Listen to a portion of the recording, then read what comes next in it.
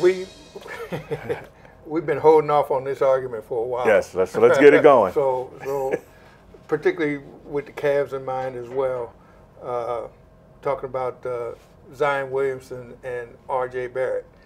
I love Zion Williamson, and you, for some reason, have this infatuation with R.J. Barrett. But I'm coming around. I'm coming around now. In fact, a friend of mine who will remain nameless, I apologized to him on Facebook because I thought it was just a lot of hype with Zion. But after talking to some scouts and watching him again, one thing you can't teach, besides his athleticism, is that he hustles. He hustles 100% of the time. He is a basketball player with skill. Yes. And he uses his skills. He's not an athlete out there running and jumping. Not that Barrett, I'm not disparaging Barrett to that point. My issues with Barrett goes somewhere else.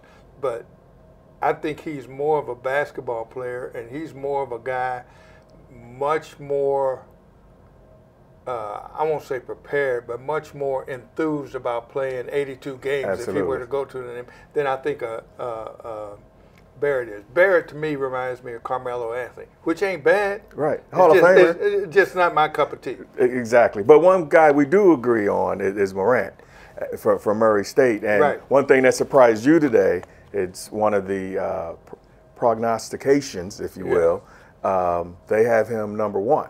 Yeah, I'm still not quite ready to go there yet with him. I do like him. Coming from the college ranks, sat there and watched him a couple games last week on TV. The one game he got hurt, played the whole game hurt with 40-something scouts in the stands.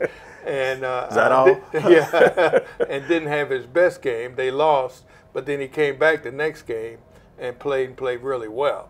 So, one, the fact that he stayed on the floor and played, because he was obviously hurt. He limped his way through the rest of the game. And still played okay, but not top shelf. But then the next game he came back with a couple days rest and I'm sure some meds or whatever, and he again was at his level of play, which is above shelf.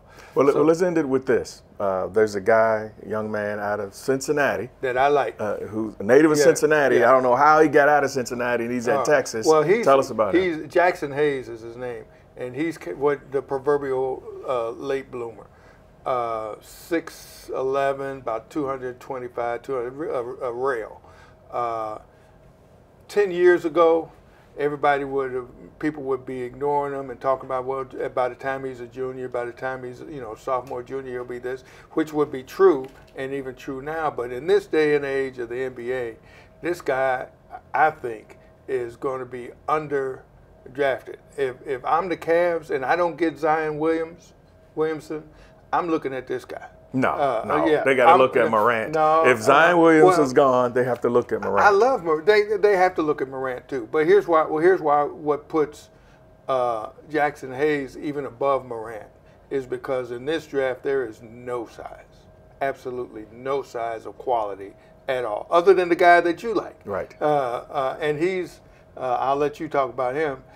And he's more of a if Jackson Hayes is more of a Tristan Thompson, this guy is more of a Kevin Love. Yes. Well, let's end it at that. You haven't even given me his name yet. Which guy? Gonzaga. Oh, he's not big. He's 6'8". That's not a big guy. That's not a big dude. That's as big as Kevin Love. And Kevin Love plays center that's not when a big he plays. What's it? How you pronounce it? Hushamura? Hushamura. He's not a big guy. He plays on the wing, so I don't consider that a big man. If the Cavs don't have the #1 pick, I don't think the #2 pick.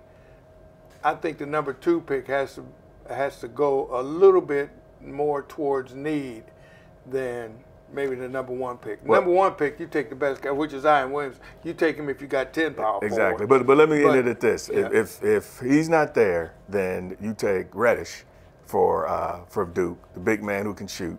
And if he's not there, then it's Morant. If you have the #2 pick, so and Zion's gone, Morant. You've already leapfrogged Barrett with Reddish. Yes. Yes, I have. Wow.